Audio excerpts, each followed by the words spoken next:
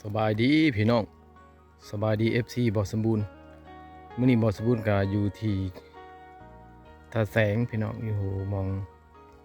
ท่าแสงของกลุ่มเจียงตุเด้อพี่น้องเด้ออันนี้คือบ่อสมบูรณ์ขึ้นมายืนอยู่เทิงภูเพื่อจะเอาวิวงามมาฝากพี่น้องให้พี่น้องได้เบิ่งได้ชมกับวิวมันจะกับธรรมชาติงามๆในขอบเขตของกาดตะแสงอยู่จุดตะแสงนี่มันก็เพิ่นจะตั้งจุดพนักงานที่ว่าสูงกว่าหมู่นะพี่น้องถ้าว่าขึ้นฮอดจุดเทิงน่ะจะสามารถเห็นเบิดวิวธรรมชาติของขอบเขตบริเวณตาแสงพี่น้องสำหรับอยู่ตาแสงนี่ก็ถือว่าการบริการมีครบพี่น้องมีสุขศาลาน้อยแล้วก็มีโรงเรียนพี่น้องอันนี้คือโรงเรียนประถมสมบูรณ์แล้วก็โรงเรียนมัธยมสมบูรณ์พี่น้องถือว่าโรงเรียนของประถมสมบูรณ์ก็อยู่จุดนี้แล้วก็มัธยมเนี่ยจะเป็นโรงเรียนหลัง2ชั้นนี่พี่น้องเอ้ยแต่ว่าช่วงนี้นะยังบ่ทันมีนักเรียนพี่น้องเพราะว่าเพิ่นปิดเทอมพี่น้องเอ้ยแต่ก่อนนะบ้านนี้ก็เขาจะเอิ้นว่าบ้านตะลุพี่น้องหลังจากมีกลุ่มเจียงตู่มาตั้งแล้วเพิ่นเอิ้นกลุ่มเจียงตู่บัดตอนนี้เพิ่นจะเปลี่ยนเป็นตาแสงเจียงตู่พี่น้องเอ้ยสำหรับการบริการและพื้นทางของหลังนี่พี่น้อง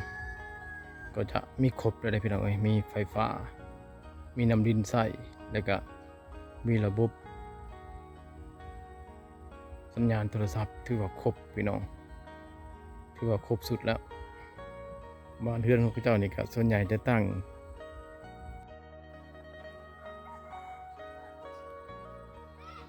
สภาพอากาศเขตนี้พี่น้องส่วนหลายจะครึ้มตลอดเมื่อมือมันเป็นเลยสภาพอากาศถ้าว่าไล่เฉลี่ยแล้วนี่นะพี่น้องไล่เฉลี่ยสภาพอากาศนี่นะตกฤดูนี่นะเดือนหนึ่งอาจจะแดดอยู่3 มื้อเท่านั้นนะพี่น้องก็หันไม่แต่ฝนถ้าฝนมาตกก็จะครึ้มแบบนี้ตลอดด้วยท้องเลยจะบ่ค่อยได้เห็นแสงแดดนะพี่น้องเอ้ยสำหรับสภาพอากาศเขตนี้นะมันจะแตกต่างเขตอื่นพี่น้องบ่สมบูรณ์เข้ามาบ้านในแต่ละครั้งนะก็สะออนอากาศนี่นะพี่น้องอากาศมันพออยู่นะกลางวันมันก็บ่ร้อนแห้งกลางคืนอากาศก็หนาวเห็นในเฮานอนมันหลับสบายพี่น้องอันที่1อันที่2ก็บวกกับวิวธรรมชาติมีวิวงามไปนี่นะพี่น้องเอามายืนจุดสูงจังซี่แล้วแนมลงไปทางหลุมพี่น้องเห็นเขาเจ้าเขียวแล้วก็เห็นน้ำเซเห็นภูผาป่าไม้อันนี้คือความสุขแท้ๆพี่น้องเอ้ย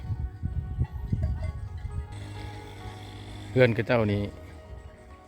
ก็จะขุดมาเป็นผักพี่น้องนี่ขุดขึ้นมาเป็นผักเพื่อมาตั้ง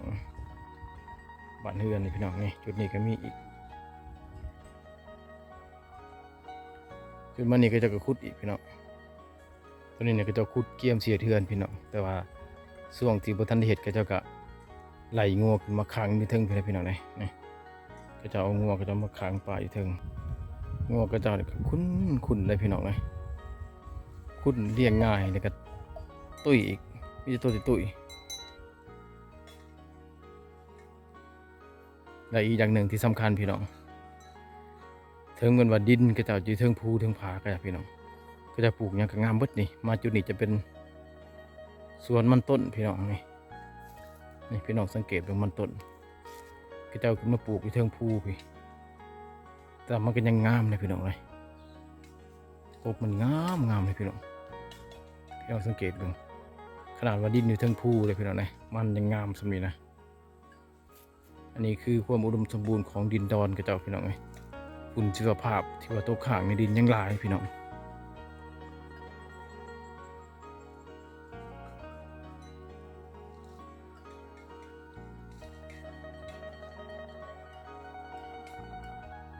คือว่าทุกการลงทุนพี่น้อง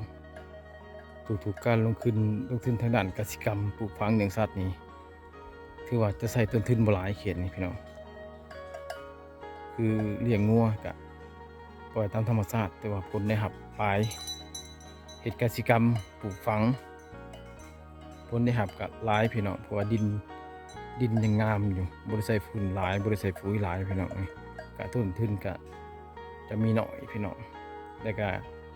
นักแข่งขันหรือว่านักลงทุนกับบุทันมีเข้ามาพี่น้องถ้าเขาลงมือก่อนที่ว่าเขาจะได้เปรียบพี่น้องพี่น้องสังเกตผมคุ้นขนาดได้งัวเลยบอสมบูรณ์ยืนอยู่ใกล้แบบนี้นะขนาดโบแมนเจ้าของมาเลยพี่น้อง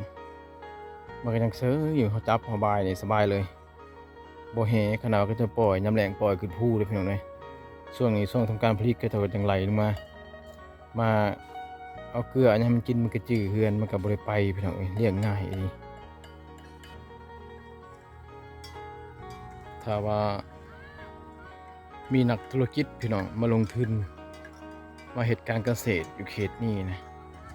บอสมบูรณ์น้ำห้องว่ากำไรมหาศาลแน่นอนพี่น้องคุณแทะงัวตัวนี้ให้คุณนี่พี่น้องบุญญาณเลยมันเป็นเจ้าของแต่มันกับบุญญาณพี่น้องมันคุ้นขนาด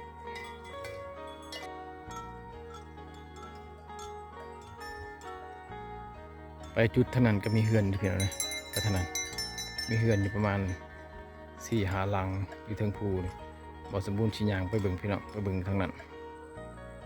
มาจุดนี้ก็มีเฮือนหลายหลังเติบพี่น้องถือว่าเป็นหลังที่เขาเจ้ากำลังสีเฮ็ดใหม่พี่น้องตัวนี้ก็เจ้าก็ขุดอีกพี่น้องขุดที่ตั้งเฮือนอีกคือว่าเขาเจ้าบ่เลือกพี่น้องบ่เลือกว่ามันอยู่สูงหรือว่าเนื้อที่จะกว้างหรือแคบจะได้กระยาพี่น้องว่าแต่ก็เจ้าตั้งเฮือนแต่ก็เจ้าตั้งเลยพี่น้องเจ้าบ่เลือกว่าต้องหาบ่อนที่ว่าปลูกฝังปลูกผักหรือปลูกต้นกล้วยใดก็เจ้าบ่เลือกพี่น้องก็แบบนี้ได้พี่น้องสาวส่วนเผาบ่รู้ส่วนหลายก็จะมักตั้งบ้านตั้งเฮือนอยู่แบบตามสันภูอันนี้คือความถนัดของเขาเจ้าเลยนะพี่น้องแต่ว่าเขาเจ้าไปอยู่ทงเพียงเขาเจ้ากับบุหุทำมาหากินนะพี่น้องส่วนหลายเขาเจ้าอยู่ตามป่าตามสันภูตามแคมน้ำลำเซเป็นนี้เขาเจ้าจะถนัดทำมาหากินเพราะว่าเขาเจ้าสิ้นเคยมาตั้งแต่พ่อแต่แม่เขาเจ้าพนักพี่น้อง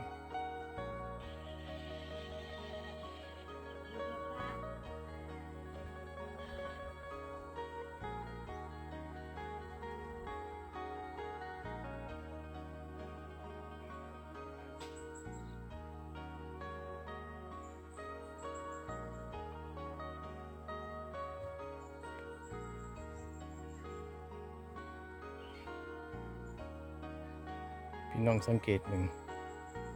เพื่อนเนี่ยนะพี่น้องบอสมบูรณ์เลาะลงมาแต่จอมภูงอดผักเส้นทาง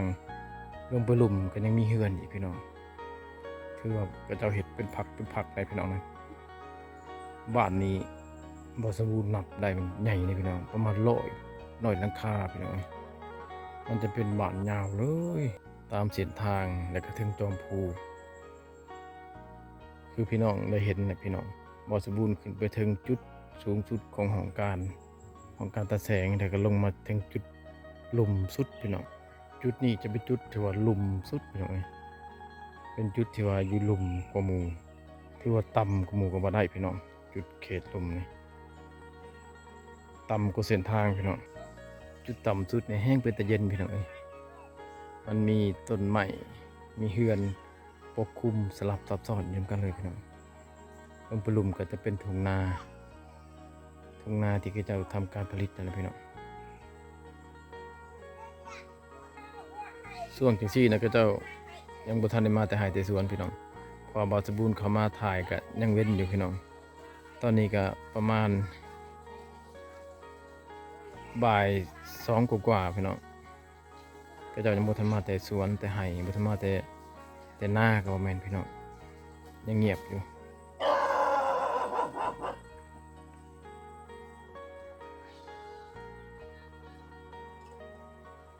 บ้านเขาเจ้านี่จะมีน้ำดินแบบนี้นะครับพี่น้อง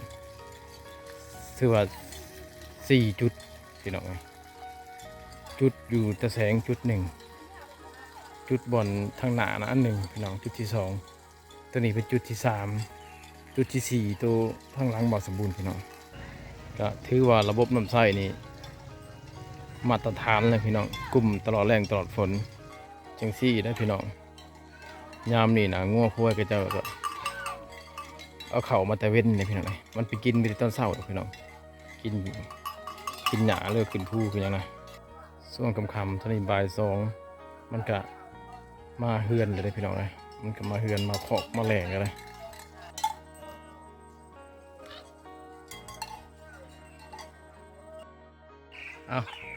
เอาหลับพี่น้องสำหรับคลิปนี้นะบอสบูรพาพี่น้องเลาะเบิ่งตะแสงเชียงตูบกะนับตั้งแต่ถึงสันภูลงมาหาขันบ้านที่ว่าต่ำสุดนะพี่น้องหอบบทบ้านเลยนะพี่น้องที่ว่าอยากถูกซอกถูกมุมเลยยังแต่คุ้มเทิงบอสบูรมาทันได้ไปพี่น้องดังนั้นแล้วบอสบูรก็ขอฝากคลิปนี้ไว้อยู่ที่บ้านตัวนี้อยู่ที่ตะแสงเชียงตูบพี่น้องก็อย่าลืมกดไลค์กดแชร์กดติดตามเจอกันใหม่คลิปหน้าพี่น้องสำหรับคลิปนี้ขอขอบใจพี่น้องสำหรับคลิปขอขอบใจ